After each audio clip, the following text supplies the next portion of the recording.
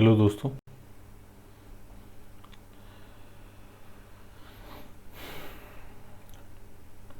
काफ़ी लंबे समय अंतराल के बाद आज आपसे रूबरू होने का मौका मिल रहा है। उसके पीछे जो भी वजह थी उनको हम साइडलाइन करके जल्दी से अपने टॉपिक की ओर चलते हैं। और मैं उम्मीद करता हूँ कि आगे भी चीज़ें ठीक रहेंगी, तो हम डेली बेसिस पर जो क्लास है उनका मैं शेड्यूल जो है वो आपको भेजता रहूँगा। और मैंने आप लोगों से एक सजेशन भी मांगा था कि जो भी सिलेबस आपका रिमेनिंग है उस रिमेनिंग सिलेबस के पॉइंट्स आप मुझे मेल कर सकते हैं, या फिर एक ग्रुप जो बनाया हुआ है मैंने उस ग्रुप में आप मुझे भेज सकते हैं। जैसे मैं सिलेबस को कुछ पार्ट्स में और मोड ऑफ आवर्स जो भी हैं या मोड ऑफ डेज जो भी हैं उसमें उसको रिकॉग्नाइज कर सकूं ठीक से। ओके, तो दोस्तों आपको पता होगा लास्ट क्लास जो सेकंड लेक्चर था एनवायरनमेंट सीरीज का, उस सेकंड लेक्चर में मैंने आपसे डिस्कस किया था फूड चेन के बारे में, खाद्य श्रृंखला के बारे में, और खाद्य श्रृंखला क्या होती है, खाद्य श्रृंखला के प्रकार क्या हैं, टाइप्स ऑफ फूड चेन भी बताया था मैंने आपको, जिसमें आपने दो फूड चेन्स को देखा। एक ग्रेजिंग फूड चेन जिसको हिंदी में बोलते हैं चारण खाद्य श्रृंखला, और दूसरी डेट्रिटस फूड चेन जिसे बोलते हैं हिंदी में मृतजीवी खाद्य श्रृंखला। दोनों में अंतर क्या है वो भी मैंने आपसे डिस्कस किया था कि जो ग्रेजिंग फूड चेन है वो हमेशा ग्रीन प्लांट्स से स्टार्ट होगी, जिनको हम प्राइमरी प्रोड्यूसर बोलते हैं, या फिर हम प्रोड्यूसर ही बोलें, एब्सोल्यूट प्रोड्यूसर, वो भी बात सही होगी आपकी। और डेट्रिटस फूड चेन जो है वो डेड ऑर्गेनिक मैटर से स्टार्ट होती है, उसमें प्लांट एज ए प्रोड्यूसर नहीं होते। ये एक बेसिक डिफरेंस है डेट्रिटस फूड चेन और ग्रेजिंग फूड चेन में। तो आज का जो टॉपिक है हमारा वो है फूड वेब, और जिसको हिंदी में बोलते हैं खाद्य जाल। फूड चेन को जैसे हिंदी में बोलते हैं खाद्य श्रृंखला, उसी टाइप से फूड वेब को हिंदी में बोलेंगे खाद्य जाल। ठीक है,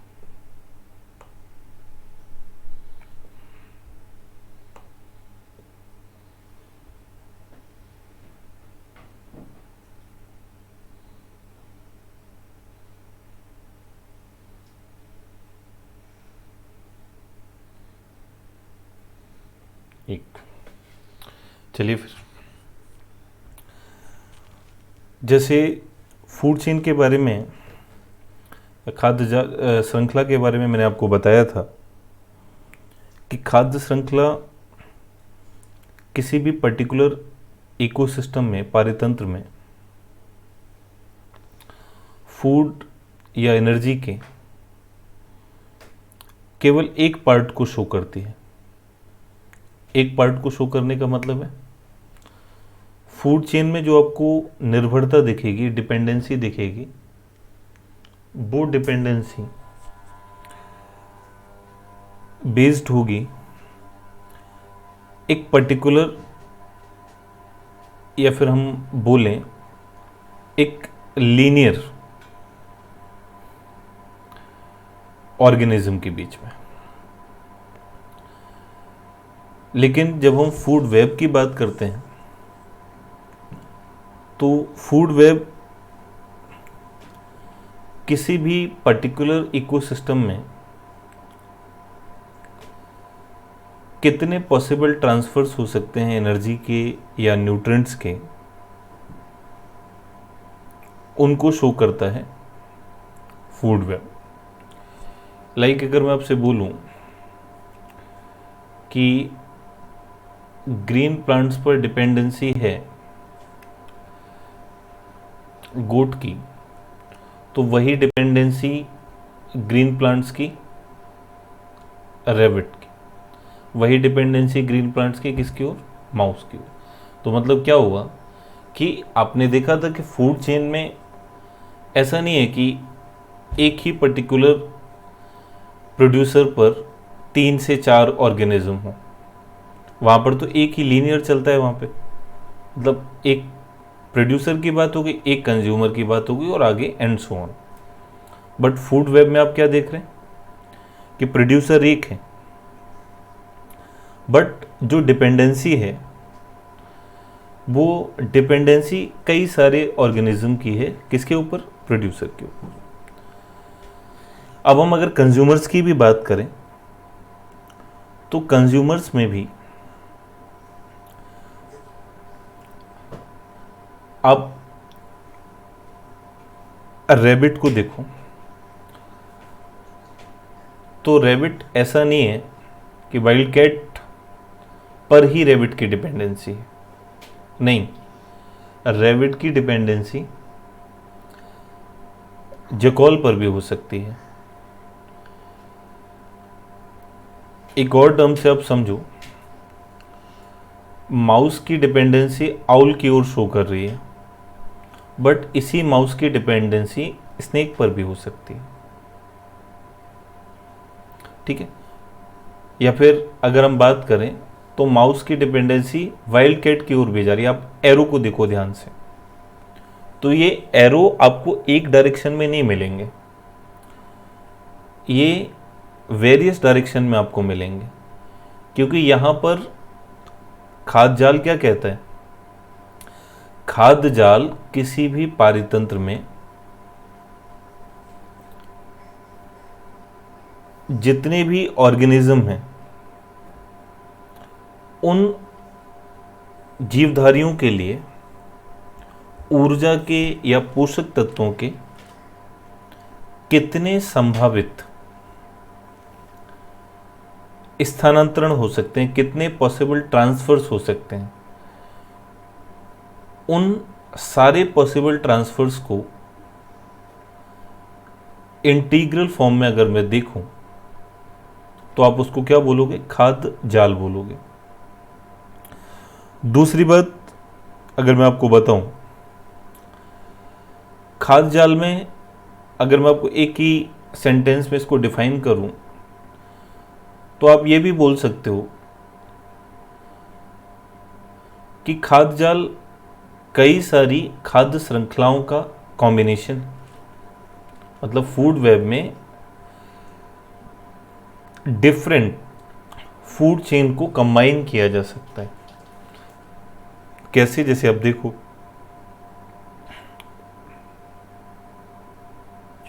जैसे यहां से हम प्रोड्यूसर से शुरू करेंगे कंज्यूमर की ओर, तो एक फूड चेन ये बन गई, और यहां से प्रोड्यूसर से शुरू करेंगे इधर की ओर, तो एक फूड चेन ये बन गई। मतलब ये फर्स्ट फूड चेन मान लो, ये सेकंड फूड चेन मान लो, और अगर हम यहां से शुरू करें इसको तो ये थर्ड फूड चेन बन गई। फिर यहाँ से अगर हम इसको देखें माउस से लेके और इसको आउल को हटा देते हैं इसमें से, तो ये कौन सी फूड चेन बन गई, ये फोर्थ फूड चेन बन गई।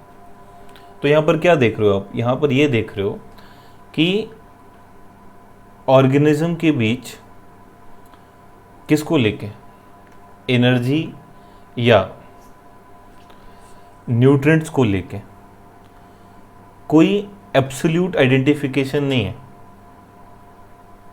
वो प्रोड्यूसर गोट के लिए भी एनर्जी दे सकता है, वो प्रोड्यूसर रैबिट के लिए भी एनर्जी दे सकता है या फिर दे रहा है, वो प्रोड्यूसर माउस के लिए भी एनर्जी दे सकता है या फिर दे रहा है।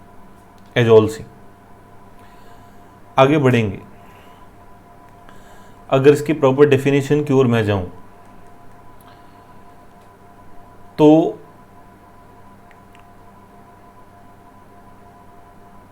यहां पे है लिखा हुआ कि when the feeding relationship in a natural ecosystem become more complicated, मतलब जब किसी प्राकृतिक पारितंत्र में जो खाद्य संबंध हैं वो अगर जटिल हो जाते हैं, तो जो खाद्य श्रृंखला तो लीनियर को दर्शाती है और उसमें पर्टिकुलर प्रोड्यूसर पर्टिकुलर कंज्यूमर की बात हो रही होती है।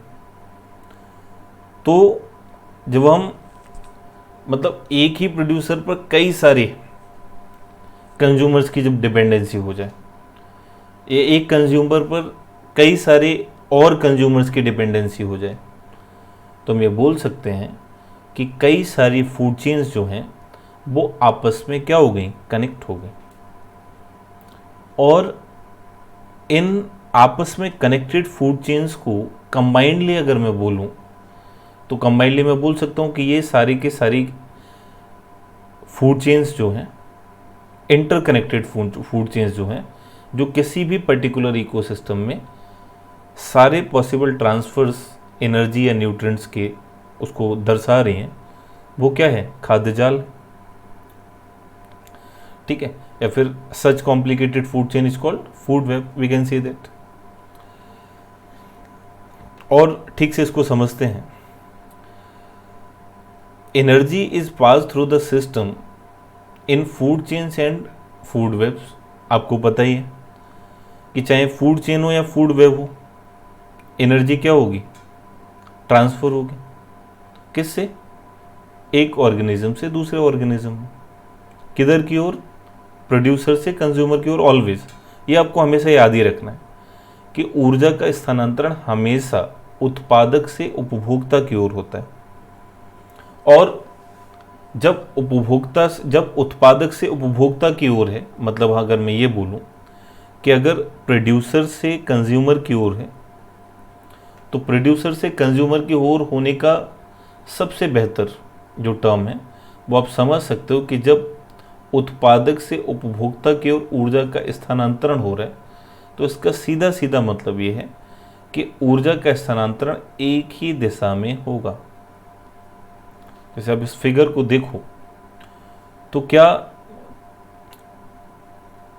इस पर्टिकुलर प्लांट से एनर्जी कंज्यूम कर रहा है कौन, इस पर्टिकुलर प्लांट से एनर्जी कौन कंज्यूम कर रहा है, गोट। तो क्या अगर इस प्रोड्यूसर को एनर्जी की रिक्वायरमेंट होगी तो क्या वो गोट से ले सकता है? आप बोलोगे कभी नहीं ले सकता, पॉसिबल ही नहीं। या फिर अगर मैं ये बोलूं कि अगर रैबिट प्रोड्यूसर से एनर्जी कंज्यूम कर रहा है, तो अगर कभी प्रोड्यूसर को नेसेसिटी होगी तो क्या वो रैबिट से एनर्जी कंज्यूम कर पाएगा? नहीं कर पाएगा, बिकॉज प्लांट्स आर ऑटोट्रॉफ या प्रोड्यूसर्स आर ऑटोट्रॉफ। जो भी उत्पादक होते हैं वो स्वपोषी होते हैं। ठीक है, ऑटोट्रॉफी या स्वपोषी का मतलब क्या हुआ, जो अपना भोजन स्वयं बनाते हैं।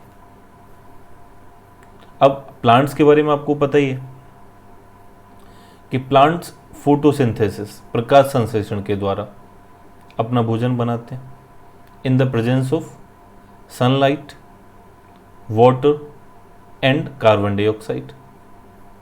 These are the necessary elements for photosynthesis. So the term is energy flow in all type of ecosystems is always unidirectional. सभी प्रकार के पारितंत्रों में ऊर्जा का जो प्रवाह होता है वो एक रेखीय होता है। और एक रेखीय का मतलब यहाँ पर क्या है, उत्पादक से उपभोक्ता की ओर, हमेशा उत्पादक से उपभोक्ता की ओर चलेगा, कभी भी उपभोक्ता से उत्पादक की ओर नहीं जाएगा। अगला इंपॉर्टेंट टर्म इसमें यह है कि जैसे जैसे हम, जैसे अगर एक पर्टिकुलर टर्म की बात करो,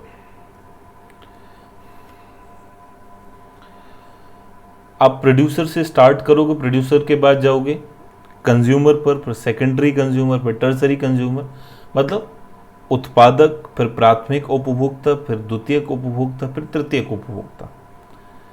अब यहां पर एनर्जी की अगर बात की जाए तो प्रोड्यूसर्स को एनर्जी कहां से मिल रही है? अर्थ पे एनर्जी का एब्सोल्यूट सोर्स या सबसे बड़ा सोर्स क्या है? सनलाइट। तो अब यहां पर देखो कि प्रोड्यूसर्स, अब सबसे नीचे से आप स्टार्ट करोगे तो सनलाइट कितना है? 10 लाख जूल। अब इस 10 लाख जूल सनलाइट एनर्जी जो है, वो एनर्जी किसके पास ट्रांसफर हुई, या फिर प्रोड्यूसर्स ने उसको क्या किया, अक्वायर किया। तो प्रोड्यूसर के पास कितना पहुंचा? 10,000। अब 10,000 पहुंचा प्रोड्यूसर्स के पास, इसका मतलब क्या हुआ? सॉरी, एक इसमें शायद ये फिगर में थोड़ा गलत है ये, आप एक जीरो को हटा दो यहाँ से, 10 लाख की बजाय यहाँ पर आप 1 लाख करो तो ज़्यादा बेटर है। ठीक है, तो यहीं से हम शुरू करते हैं।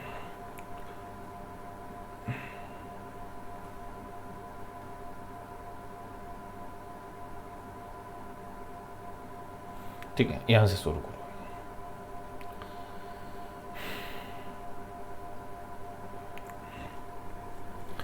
तो जैसे यहां पे मैं अगर इसको रखूं,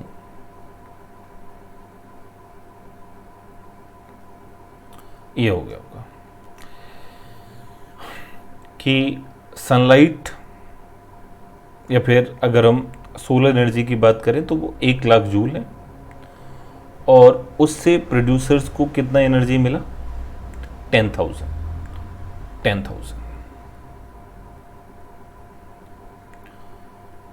और उसके बाद प्राइमरी कंज्यूमर को कितना एनर्जी मिला? 1,000।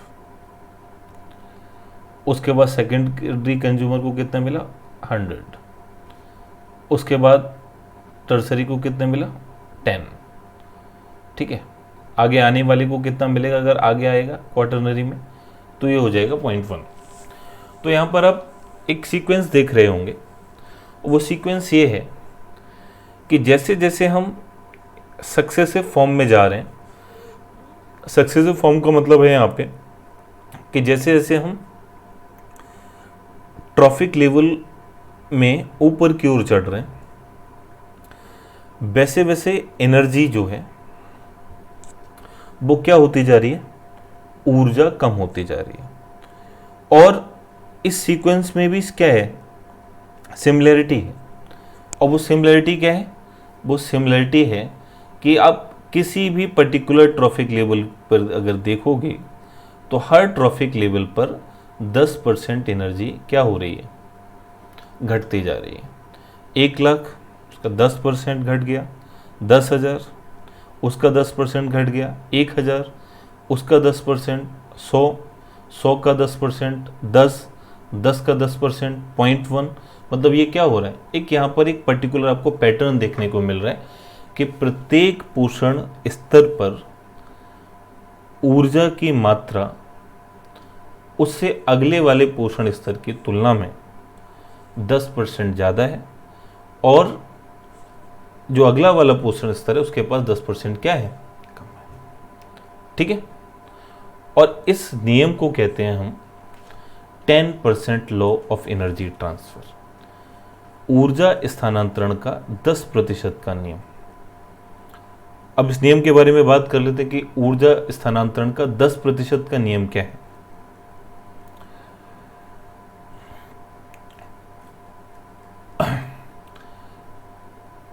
ये इनके बारे में आप याद रख सकते हैं कि सबसे पहले इस 10% लॉ को या 10% लॉ को इंट्रोड्यूस करने वाले कौन थे, तो लैंडमैन याद रखेंगे आप, 1942।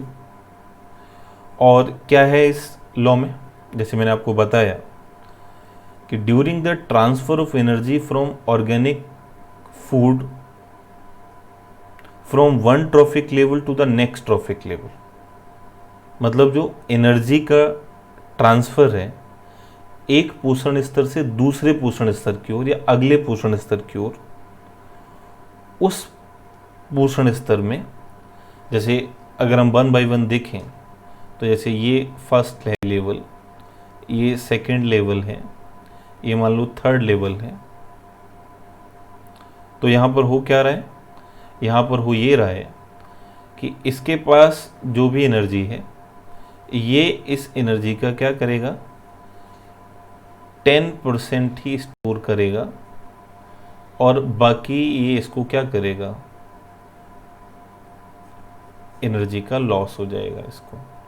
तो 90% एनर्जी इसने अपनी मेटाबॉलिक एक्टिविटीज़ में खर्च कर ली और इसके पास जो बचा 10% वो कहाँ चला गया, अगले ट्रॉफिक लेवल पर चला गया, अगले ट्रॉफिक लेवल पर चला गया। ठीक है, अब वही है कि अब इसको मिला इसका 10%, इसको कितना मिला, इसका 10% मिला, तो इस अगले वाले को भी क्या मिलेगा, इस सेकंड वाले का 10% मिलेगा। मतलब क्या हुआ कि जो भी एनर्जी इनको मिल रहा है ये इस एनर्जी का क्या कर रहे हैं, 10% जो है वो स्टोर कर पा रहे हैं और बाकी 90% जो है वो अपनी जैविक क्रियाओं में खर्च कर रहे हैं। ठीक है, जैसे आप से सवाल उठता है ये कि केवल और केवल मेरे पास 100 जूल ऊर्जा आई और उस 100 जूल ऊर्जा का मैंने केवल और केवल 10% स्टोर किया और बाकी 90% जो है वो मैंने अपनी जैविक क्रियाओं में, अपनी मेटाबॉलिक एक्टिविटीज़ में क्या कर दिया, खर्च कर दिया। और वो अब इसी लॉस को तो हम बोल रहे हैं कि the remaining is loss during transfer broken down in respiration और loss to incomplete digestion by higher trophic level. मतलब जो भी आपकी जैविक क्रियाएं हैं, चाहे वो रेस्पिरेशन है, ठीक है, चाहे वो डाइजेशन की बात हम लोग कर लें, ये मेटाबॉलिक एक्टिविटीज चलती रहती हैं और इन मेटाबॉलिक एक्टिविटीज़ में जो 90% एनर्जी है वो क्या हो जाती है, कंज्यूम हो जाती है या फिर लॉस्ट हो जाती है, और बचता कितना है उस पर्टिकुलर ऑर्गेनिज्म के पास, 10%। और वो क्या करेगा, उस 10% को अगले वाले ट्रॉफिक लेवल को ट्रांसफ़र कर देगा। अब अगले वाले ट्रॉफिक लेवल के पास क्या आएगा, फर्स्ट वाले का 10% आएगा। अब ये क्या करेगा, जो फर्स्ट वाले का 10% आया सेकंड वाले के पास, वो उस 10% का 90% लॉस्ट कर देगा अपनी मेटाबॉलिक एक्टिविटीज़ में, और बाकी जो बचा 10% वो अगले ट्रॉफिक लेवल को क्या करेगा, दे देगा। जैसे आप इस फिगर में देख रहे हो कि प्राइमरी प्रोड्यूसर के पास 10,000 जूल एनर्जी है, तो इस 10,000 जूल का प्राइमरी प्रोड्यूसर जो है वो केवल और केवल कितना स्टोर करेंगे, केवल और केवल इसका 10%, 10,000 का मतलब 1,000, और बाकी जो बचा 90% वो अपनी मेटाबॉलिक एक्टिविटीज़ में खर्च कर देंगे। वहीं प्राइमरी कंज्यूमर क्या करेंगे, प्राइमरी कंज्यूमर्स के पास क्या है, 1,000 जूल एनर्जी है। अब ये प्राइमरी कंज्यूमर इस 1,000 जूल का 90% अपनी मेटाबॉलिक एक्टिविटीज़ में खर्च कर देंगे, और इस 1,000 जूल का 10% मतलब 100 जूल वो ट्रांसफ़र हो जाएगा किसको, सेकेंडरी कंज्यूमर को। अब सेकेंडरी कंज्यूमर के पास कितना एनर्जी है, 100 जूल। अब सेकेंडरी कंज्यूमर क्या करेंगे, इस 100 जूल का 90% अपनी मेटाबॉलिक एक्टिविटीज़ में खर्च कर देंगे, और जो बचा 10%, 100 का 10% कितना हुआ? 10। और इस 10 को ये क्या करेंगे? तीसरे वाले के पास चली जाएगी। ठीक है, तो ये है 10% लॉ। ओके, तो आज के टर्म के रिगार्डिंग ये अभी तक हमने पढ़ा कि फूड चेन क्या होता है। ठीक है, फूड चेन के रिगार्डिंग मैंने आपसे बात की। अब अगला जो टर्म है हमारा इकोलॉजिकल पिरामिड। तो कल इस इकोलॉजिकल पिरामिड पे और थोड़ा सा लेंदी लेक्चर जो है वो कल आएगा आपके पास। और मैंने क्लास का जो शेड्यूल है उसको मैंने डिसाइड किया है कि या तो 2 पार्ट्स में उसको डिवाइड कर लें कि 1.5 आवर मॉर्निंग में क्लास हो जाए, 1.5 आवर इवनिंग में क्लास हो जाए, मतलब 3 आवर्स डेली। और या फिर हम ऐसा भी कर सकते हैं कि एक साथ ही 2 या 2.5 आवर का जो क्लास है उसको हम ऑर्गेनाइज कर सकते हैं। ठीक है, तो आपके सजेशंस का वेट रहेगा। आप बताइए कि क्लास को कैसे, किस मोड में आगे लेके चलना है। और आपसे मैंने एक रिक्वेस्ट और किया था कि आप लोग क्या करेंगे, जो रिमेनिंग सिलेबस है उसके टॉपिक्स चाहे माइक्रो लेवल पे ही टॉपिक्स आप भेज सकते हैं, कोई प्रॉब्लम नहीं है, क्योंकि मैं उसको माइक्रो लेवल पर पूरा कराने की कोशिश करूँगा। तो आप एक बार ब्रीफ टॉपिक आप जो भी रिमेनिंग सिलेबस हमारा है उसके टॉपिक्स आप मुझे ग्रुप पे मैसेज कर दीजिएगा। ठीक है, और उसी के रिगार्डिंग में क्लास का जो भी नेक्स्ट क्लासेस हैं उनको फिर मैं उस पार्ट्स में डिवाइड करके या फिर क्या मूड ऑफ आवर्स होंगे उसके बेसिस पर फिर ऑर्गेनाइज करूँगा। ठीक है, सो थैंक यू। कल मिलते हैं, और इस बार पक्का कल मिलेंगे। ठीक है, गुड नाइट।